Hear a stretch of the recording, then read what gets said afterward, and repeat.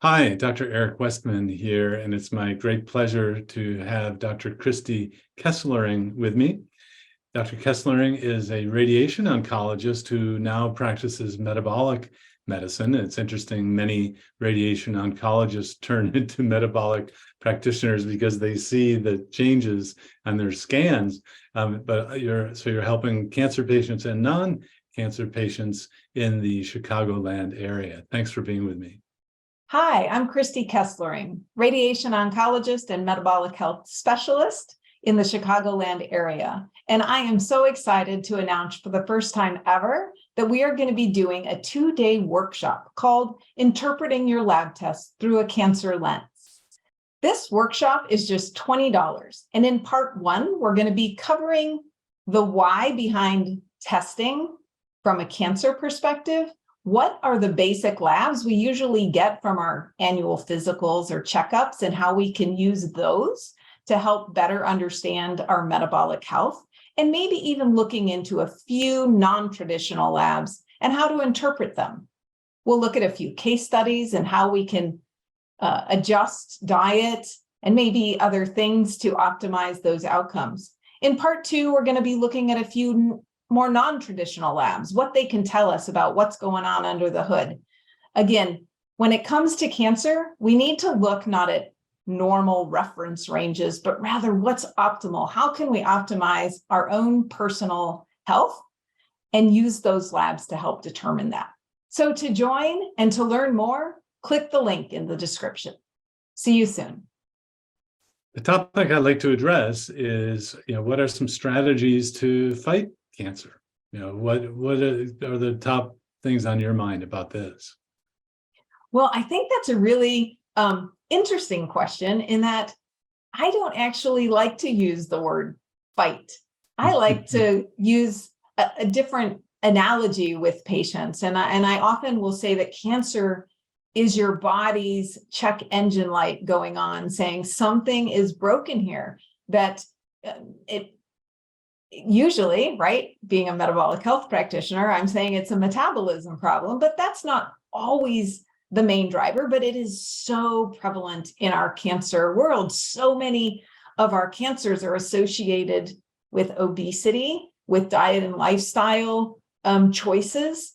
And I'm always trying to get a little bit deeper under the hood, and that it's really not obesity, because we have studies that have shown that it is not about your weight, but it is really about your glucose, insulin signaling, insulin resistance. It's about what is happening under the hood. And so I like to tell cancer patients that let's just take a step back.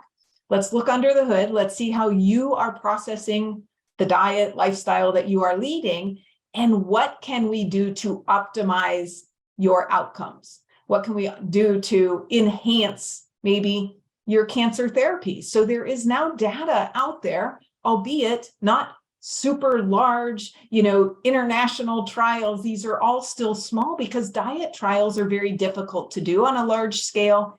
Money, who's funding them, et cetera. But if we use the data that's available, what we know is that when we optimize metabolism, when we drive fasting insulin and IGF-1 down, we tend to improve cancer outcomes.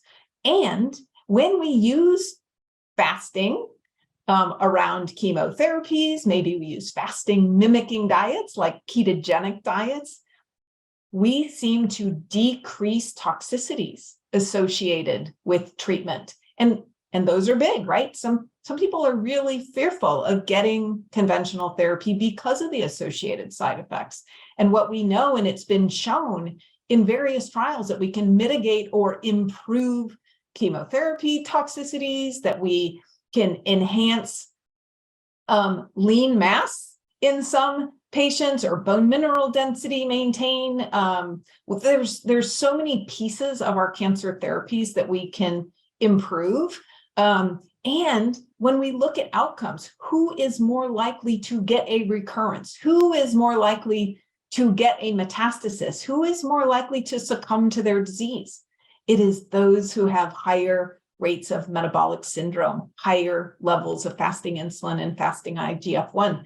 And so we can use these tools to optimize a patient's state using diet, like ketogenic diet. So I always recommend ketogenic diets. Not all of my patients will go to that degree, but I'm always following numbers. Are you moving those numbers in the right direction?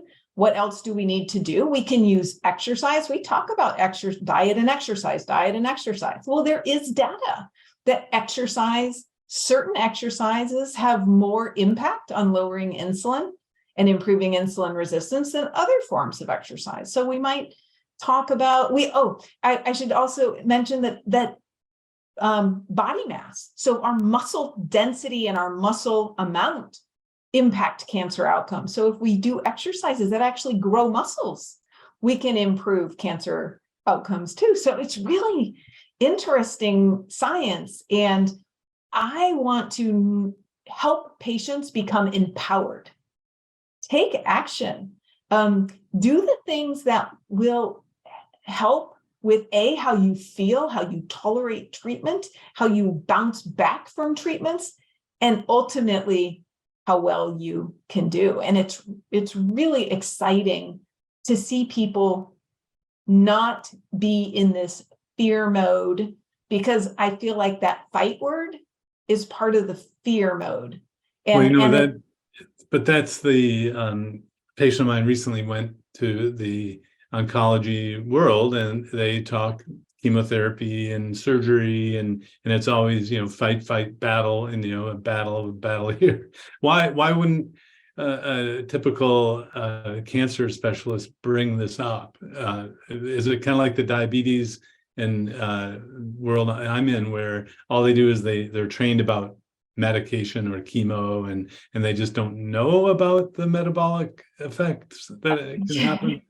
Yeah, I think knowledge is a big one. So a knowledge gap for sure. So, I feel like many cancer therapy practitioners, whether that's radiation, medical oncology, surgical oncology, dietitians, they are ignorant of the science. I'm not saying that they're stupid. They're smart people, and they're caring people, and they want the best for their patients. They just don't know that this science exists. They don't have time to dig into it. They don't have the passion to look into it.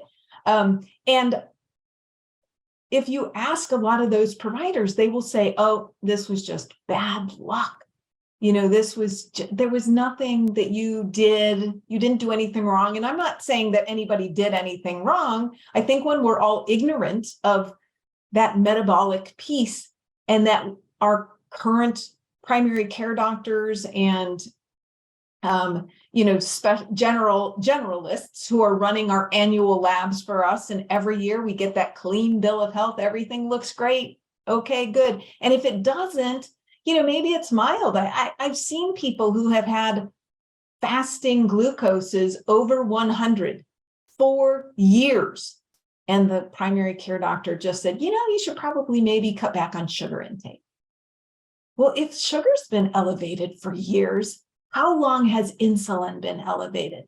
Decades. So if we would just get back to like looking upstream and looking under the hood, we would be able to make informed decisions on our diet and lifestyle. And we just don't have that. I was involved in a study some years ago where the diet reduced the weight gain associated with the treatments that were being used. So you might even reduce side effects of weight gain from this down the road androgen treatment for prostate cancer. And so if you're being put on prednisone, for example, as a cancer treatment, you're probably going to gain weight unless you make some metabolic change. So it's not only an anti-cancer thinking in my mind, it's also trying to reduce side effects from the other surgery or chemo, lymphedema from lymph node resection, especially after breast cancer. You want to address the metabolic aspects, and you can actually reduce lymphedema as well. So Yeah, I like the way you're talking about it's what's going on inside, under the hood, what's going Yes. on inside. To me, it's not so important what's on the plate, of what you're eating or drinking. It's what effects does it have On you. internally. Yeah. Yeah, 100%.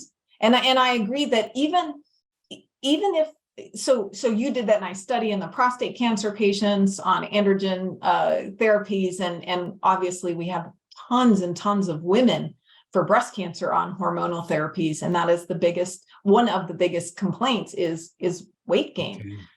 Right? But even if you're getting chemotherapy as a premenopausal woman, that chemotherapy can often put you into menopause. And we know there's a big shift in metabolism as we go through menopause. Like so many women put on 10 or 20 pounds, bam, like they don't feel like they've changed a thing in the way that they're eating or exercising, yet they all of a sudden pack on some extra pounds, and it really comes down to metabolism. Thank you so much again, Dr. Kesslering in the Chicago area, a metabolic medicine practitioner, but also cancer radiation oncology specialist. Thank you. Thank you.